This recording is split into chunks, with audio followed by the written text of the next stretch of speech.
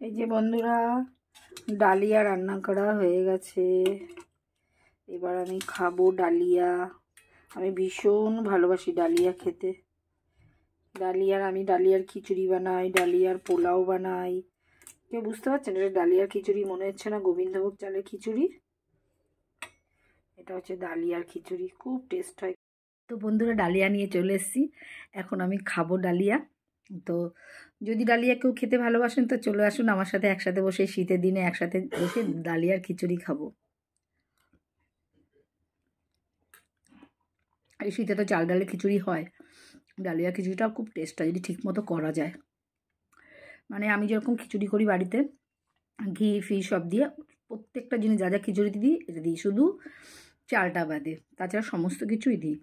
আর সত্যি সুন্দর হয়েছে, মিষ্টি নুন ঝাল একদম পারফেক্ট হয়েছে। তার জন্য ভাববে না বাড়ির সবার জন্য ডালিয়া করেছি, সবাই ভাতই খাবে।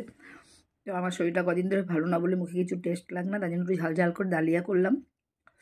এটা আমি এখন খাবো আর বিকেলে খাবো। বিকেলে বলতে রাত্রিবেলায়। আর তার মাঝখানে যদি কেউ টেস্ট করতে চায় করবে, অসুবিধা নেই, অনেকটাই করেছি। এতটা তো আমি খেতে পারবো না। তো আপনারা যদি কেউ খেতে চান আমার সাথে, প্লিজ চলে আসুন আমার বাড়িতে। ওহ, কি টেস্ট!